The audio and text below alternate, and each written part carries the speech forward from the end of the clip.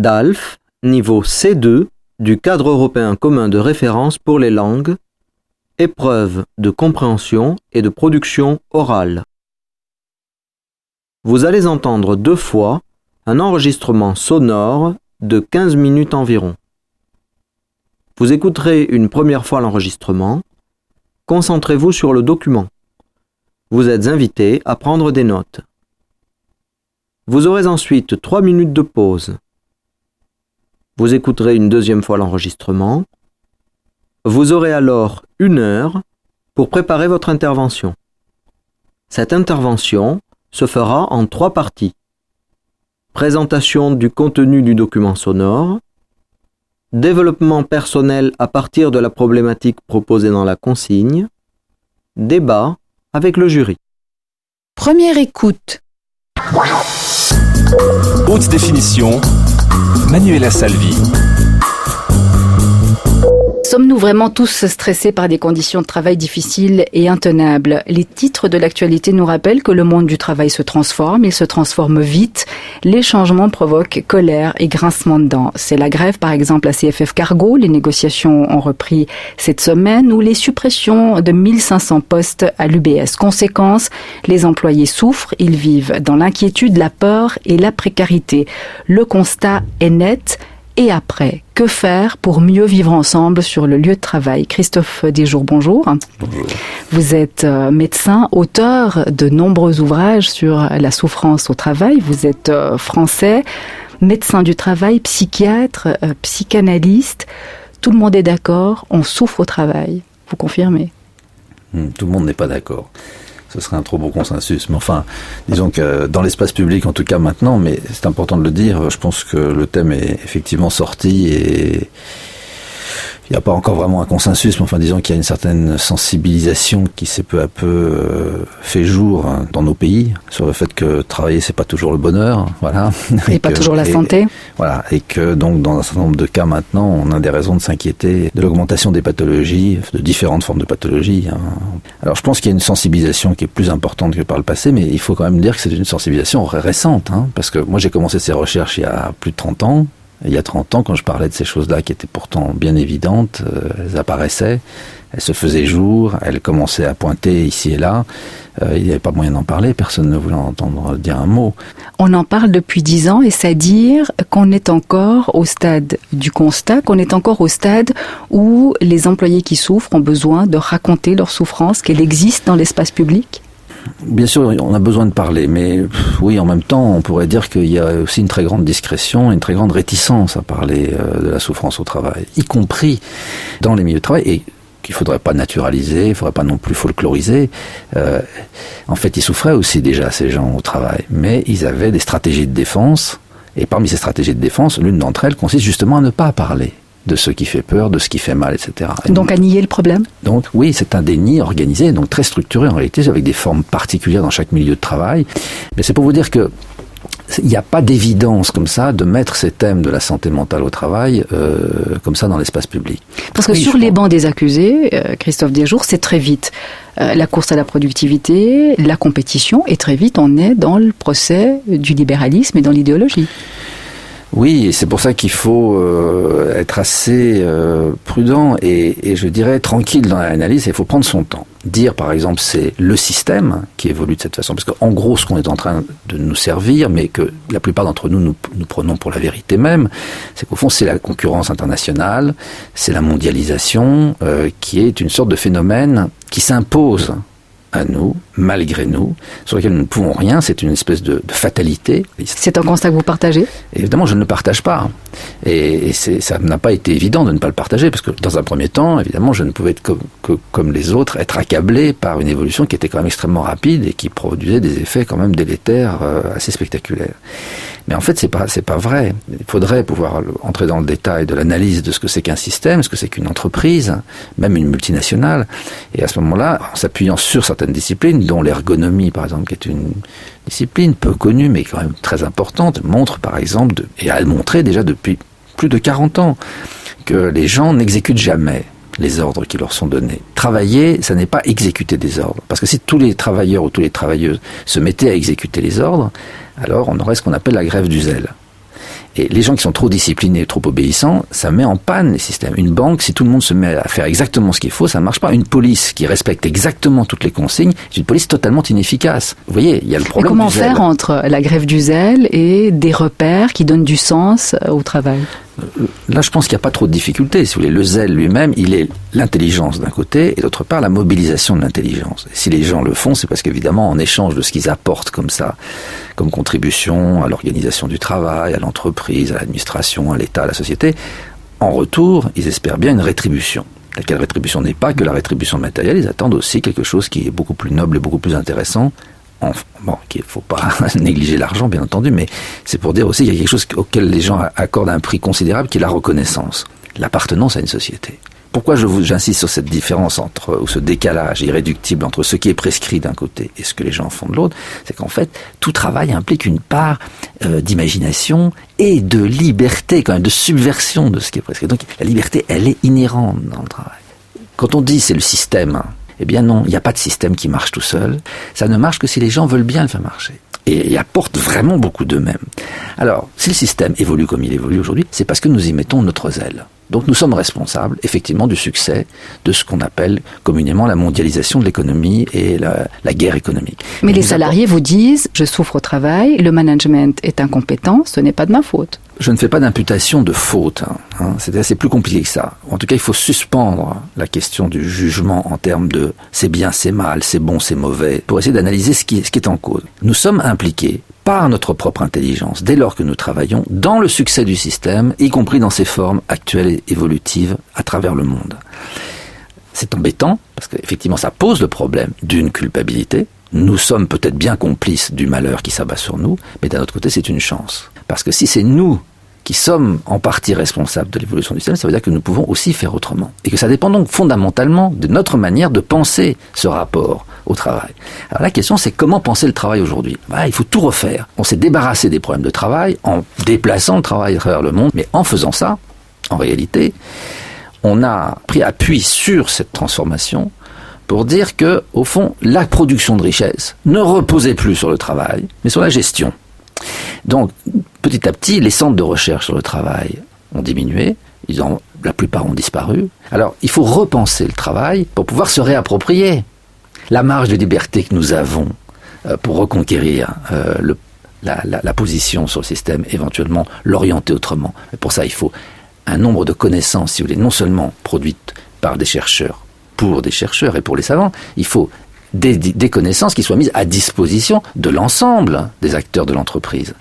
On fait évoluer les choses à coup de management et de gestion, à coup de concentration d'entreprise. On fait de l'argent, si vous voulez, sur des grosses sommes d'argent qui se déplacent. Pendant ce temps, on mange, on détruit le capital humain, le capital social sur lequel repose le succès de l'entreprise. Exactement comme on fait en ce moment, puisqu'on en parle beaucoup avec l'Amazonie. On gaspille ce capital que représente l'Amazonie, et avec évidemment le risque qu'on arrête quand ce sera trop tard. Mais en ce moment, on est en train de gaspiller un tissu, si vous voulez, une base fondamentale psychologique, sociale, qui était très considérable, accumulée pendant des décennies avant, et ça marche parce qu'on pille quelque chose sans le savoir.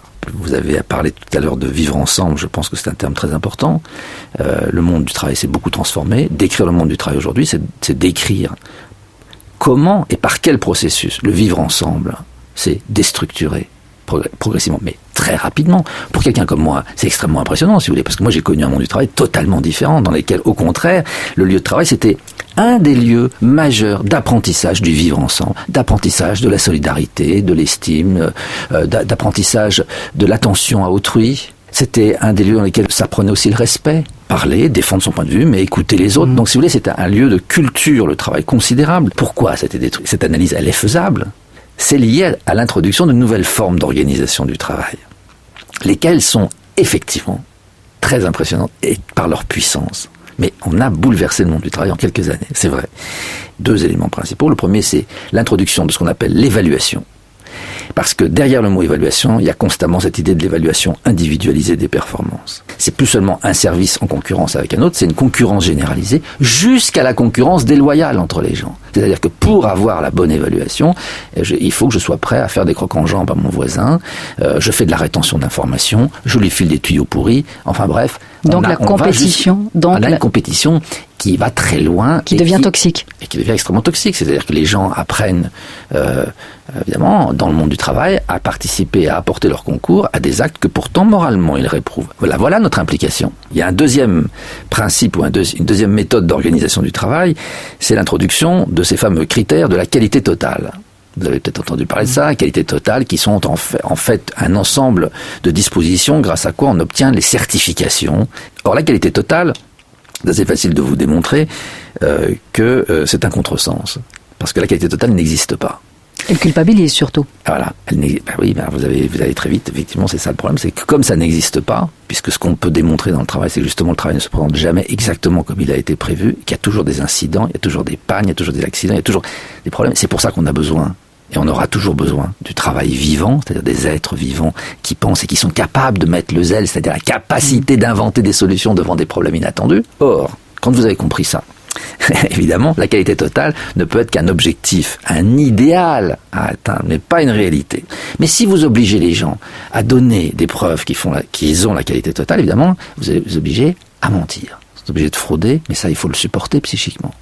Si on veut changer quelque chose, c'est pas la mondialisation, c'est l'organisation du travail qu'il faut changer. Et ça, c'est parfaitement possible. Ça dépend des décisions que nous prenons tous les jours dans les entreprises. C'est pourquoi je crois qu'il n'y a pas du tout de fatalité. Ça dépendra évidemment d'une injection de connaissances, mais aussi par contre d'une délibération collective sur d'autres formes d'organisation du travail, et c'est parfaitement possible de faire autrement. Et volonté aussi économique et politique. Christophe Desjours, votre constat est clair, tout est à repenser, l'organisation du travail est à repenser.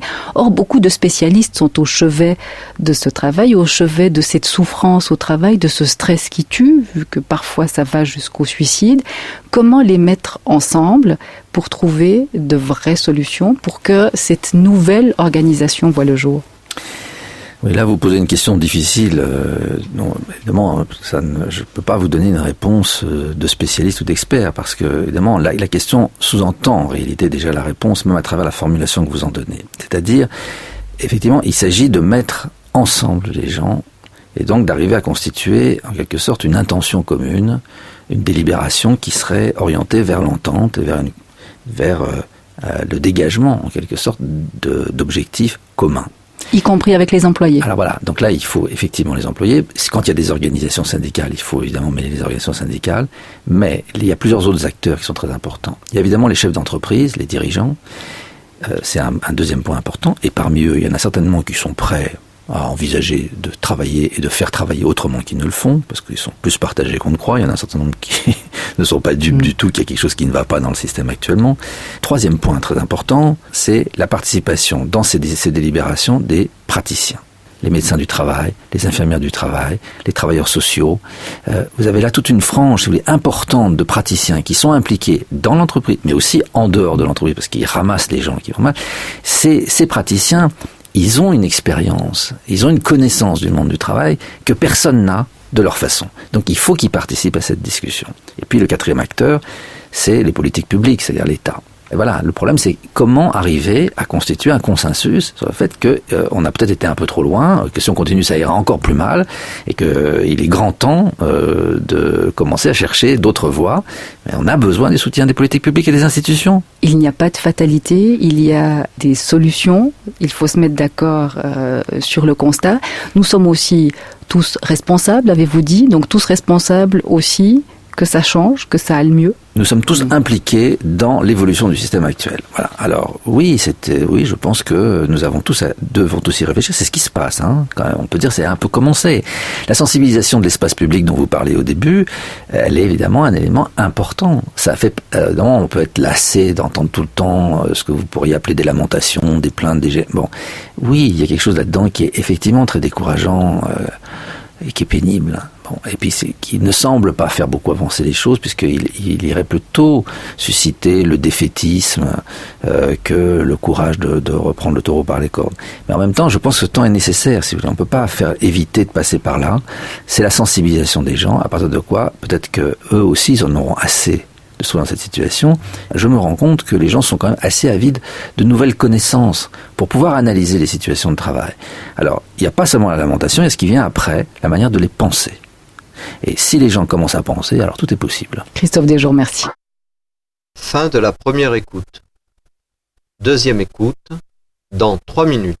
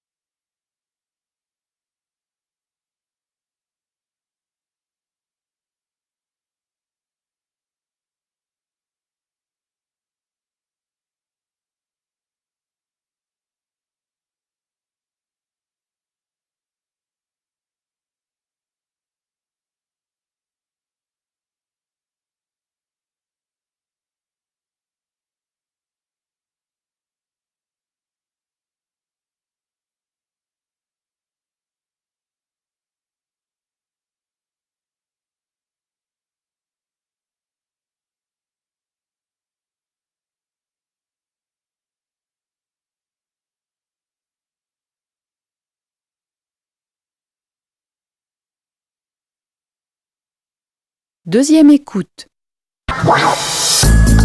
Haute définition, Manuela Salvi. Sommes-nous vraiment tous stressés par des conditions de travail difficiles et intenables? Les titres de l'actualité nous rappellent que le monde du travail se transforme, il se transforme vite. Les changements provoquent colère et grincement de dents. C'est la grève par exemple à CFF Cargo, les négociations ont repris cette semaine, ou les suppressions de 1500 postes à l'UBS. Conséquence, les employés souffrent, ils vivent dans l'inquiétude, la peur et la précarité. Le constat est net. Et après, que faire pour mieux vivre ensemble sur le lieu de travail? Christophe Desjours, bonjour. Bonjour. Vous êtes médecin, auteur de nombreux ouvrages sur la souffrance au travail. Vous êtes français, médecin du travail, psychiatre, psychanalyste. Tout le monde est d'accord, on souffre au travail. Vous confirmez? Tout le monde n'est pas d'accord. Ce serait un trop beau consensus. Mais enfin, disons que dans l'espace public, en tout cas maintenant, mais c'est important de le dire, je pense que le thème est effectivement sorti et il n'y a pas encore vraiment un consensus, mais enfin disons qu'il y a une certaine sensibilisation qui s'est peu à peu fait jour dans nos pays sur le fait que travailler c'est pas toujours le bonheur, voilà. Et pas toujours la santé. Voilà, et que donc dans un certain nombre de cas maintenant, on a des raisons de s'inquiéter de l'augmentation des pathologies, de différentes formes de pathologies. Alors je pense qu'il y a une sensibilisation qui est plus importante que par le passé, mais il faut quand même dire que c'est une sensibilisation récente, parce que moi j'ai commencé ces recherches il y a plus de 30 ans. Il y a 30 ans, quand je parlais de ces choses-là qui étaient pourtant bien évidentes, elles apparaissaient, elles se faisaient jour, elles commençaient à pointer ici et là. Il n'y avait pas moyen d'en parler, personne ne voulait entendre dire un mot. On en parle depuis 10 ans et c'est à dire qu'on est encore au stade du constat, qu'on est encore au stade où les employés qui souffrent ont besoin de raconter leur souffrance, qu'elle existe dans l'espace public. Bien sûr, on a besoin de parler, mais oui, en même temps, on pourrait dire qu'il y a aussi une très grande discrétion, une très grande réticence à parler de la souffrance au travail, y compris dans les milieux de travail, et qu'il ne faudrait pas naturaliser, il ne faudrait pas non plus folkloriser. En fait, ils souffraient aussi déjà, ces gens, au travail, mais ils avaient des stratégies de défense, et parmi ces stratégies de défense, l'une d'entre elles consiste justement à ne pas parler de ce qui fait peur, de ce qui fait mal, etc. Donc à nier le problème ? Donc oui, c'est un déni organisé, donc très structuré en réalité, avec des formes particulières dans chaque milieu de travail.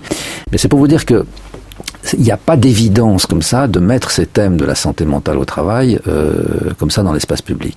Parce que oui, sur les bancs des accusés, Christophe Desjours, c'est très vite la course à la productivité, la compétition, et très vite on est dans le procès du libéralisme et dans l'idéologie.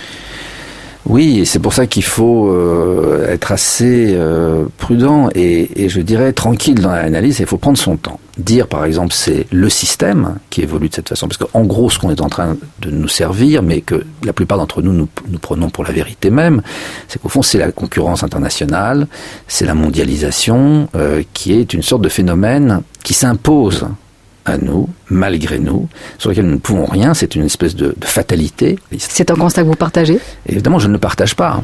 Et ça n'a pas été évident de ne pas le partager, parce que dans un premier temps, évidemment, je ne pouvais être comme les autres, être accablé par une évolution qui était quand même extrêmement rapide et qui produisait des effets quand même délétères assez spectaculaires. Mais en fait, c'est pas vrai. Il faudrait pouvoir entrer dans le détail de l'analyse de ce que c'est qu'un système, ce que c'est qu'une entreprise, même une multinationale.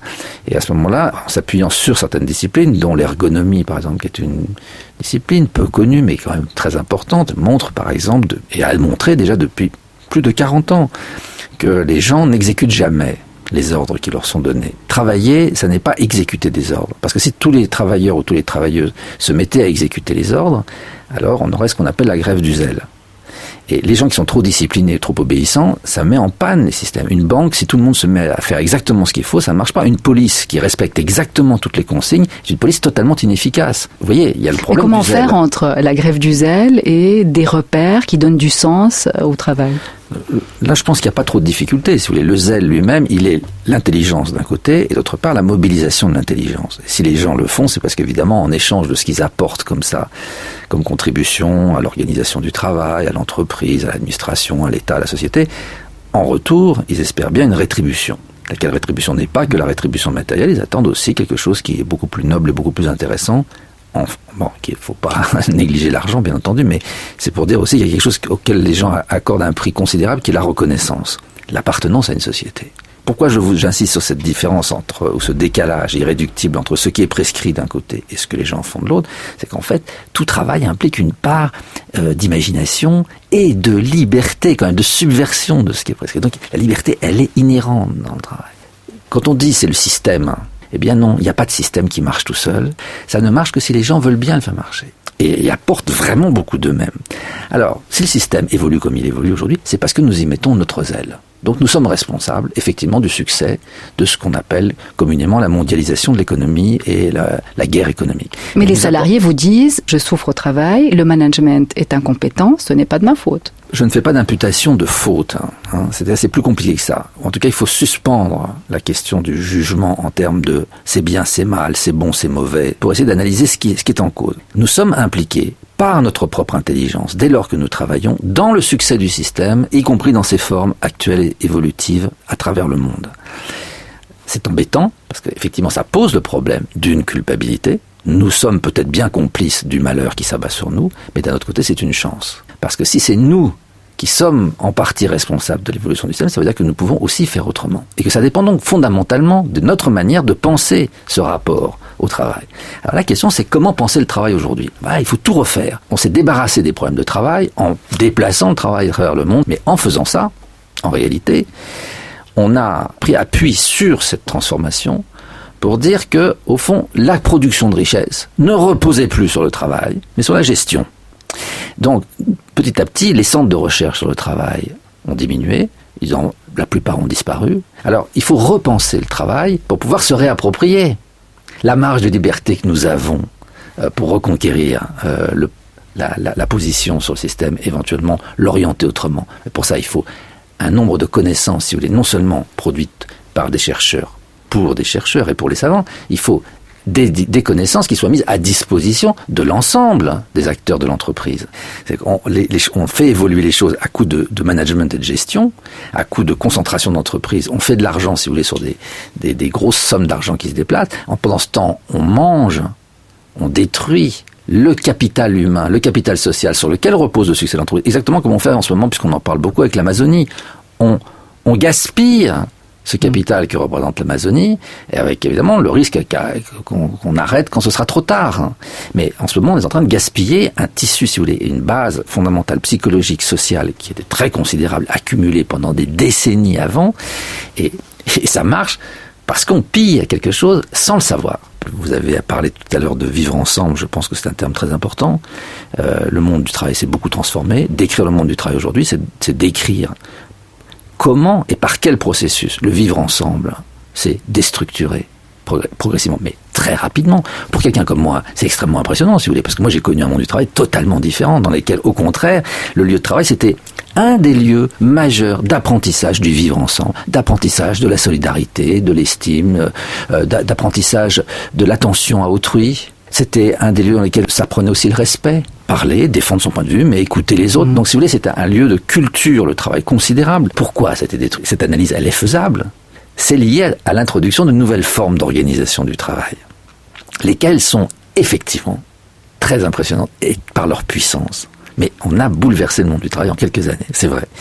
2 éléments principaux. Le premier, c'est l'introduction de ce qu'on appelle l'évaluation. Parce que derrière le mot évaluation, il y a constamment cette idée de l'évaluation individualisée des performances. C'est plus seulement un service en concurrence avec un autre, c'est une concurrence généralisée jusqu'à la concurrence déloyale entre les gens. C'est-à-dire que pour avoir la bonne évaluation, il faut que je sois prêt à faire des crocs en jambes à mon voisin, je fais de la rétention d'informations, je lui file des tuyaux pourris, enfin bref. Donc la compétition. On a une compétition qui va très loin. Qui devient toxique. Et qui devient extrêmement toxique. C'est-à-dire que les gens apprennent, évidemment, dans le monde du travail, à participer, à apporter leur concours à des actes que pourtant, moralement, ils réprouvent. Voilà notre implication. Il y a un deuxième principe ou une deuxième méthode d'organisation du travail, c'est l'introduction de ces fameux critères de la qualité totale. Vous avez peut-être entendu parler de ça, qualité totale, qui sont en fait un ensemble de dispositions grâce à quoi on obtient les certifications. Or, la qualité totale, c'est assez facile de vous démontrer que c'est un contresens. Parce que la qualité totale n'existe pas.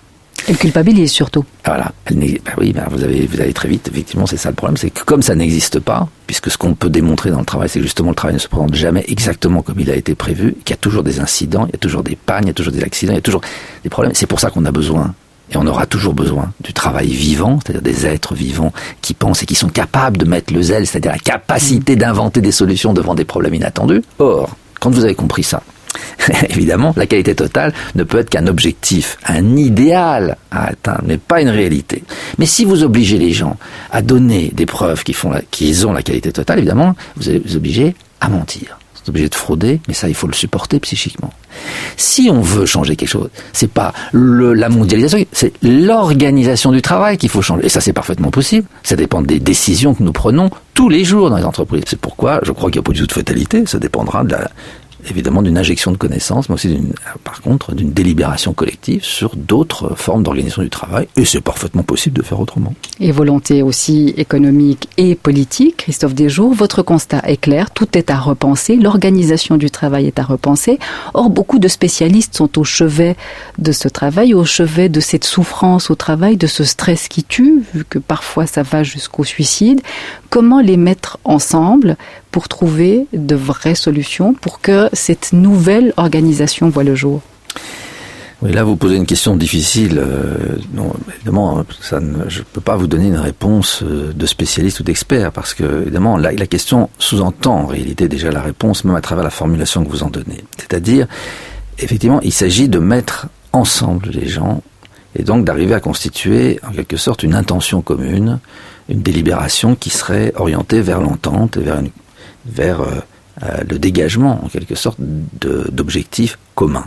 Y compris avec les employés. Alors voilà, donc là il faut effectivement les employés. Quand il y a des organisations syndicales, il faut évidemment mêler les organisations syndicales, mais il y a plusieurs autres acteurs qui sont très importants. Il y a évidemment les chefs d'entreprise, les dirigeants, c'est un deuxième point important, et parmi eux il y en a certainement qui sont prêts à envisager de travailler et de faire travailler autrement qu'ils ne le font, parce qu'ils sont plus partagés qu'on ne croit. Il y en a un certain nombre qui ne sont pas dupes du tout qu'il y a quelque chose qui ne va pas dans le système actuellement.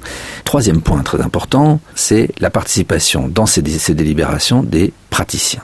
Les médecins du travail, les infirmières du travail, les travailleurs sociaux. Vous avez là toute une frange, si vous voulez, importante de praticiens qui sont impliqués dans l'entreprise, mais aussi en dehors de l'entreprise, parce qu'ils ramassent les gens qui vont mal. Ces praticiens, ils ont une expérience, ils ont une connaissance du monde du travail que personne n'a de leur façon. Donc il faut qu'ils participent à cette discussion. Et puis le quatrième acteur, c'est les politiques publiques, c'est-à-dire l'État. Et voilà, le problème c'est comment arriver à constituer un consensus sur le fait qu'on a peut-être été un peu trop loin, que si on continue ça ira encore plus mal, et qu'il est grand temps de commencer à chercher d'autres voies. Mais on a besoin du soutien des politiques publiques et des institutions. Il n'y a pas de fatalité, il y a des solutions, il faut se mettre d'accord sur le constat. Nous sommes aussi tous responsables, avez-vous dit, donc tous responsables aussi que ça change, que ça aille mieux. Nous sommes tous impliqués dans l'évolution du système actuel. Voilà. Alors oui, je pense que nous devons tous y réfléchir. C'est ce qui se passe. Quand même, on peut dire c'est un peu commencé. La sensibilisation de l'espace public dont vous parlez au début, elle est évidemment un élément important. Ça fait, on peut être lassé d'entendre tout le temps ce que vous pourriez appeler des lamentations, des plaintes, Bon, oui, il y a quelque chose là-dedans qui est effectivement très décourageant et qui est pénible. Et puis qui ne semble pas faire beaucoup avancer les choses, puisqu'il irait plutôt susciter le défaitisme que le courage de reprendre le taureau par les cornes. Mais en même temps, je pense que ce temps est nécessaire. Si vous voulez. On ne peut pas éviter de passer par là. C'est la sensibilisation des gens, à partir de quoi, peut-être qu'eux aussi, ils en auront assez de se trouver dans cette situation. Je me rends compte que les gens sont quand même assez avides de nouvelles connaissances pour pouvoir analyser les situations de travail. Alors, il n'y a pas seulement la lamentation, il y a ce qui vient après, la manière de les penser. Et si les gens commencent à penser, alors tout est possible. Christophe Desjours, merci. Fin de la deuxième écoute. Vous avez maintenant 1 heure pour préparer le compte rendu et la présentation personnelle.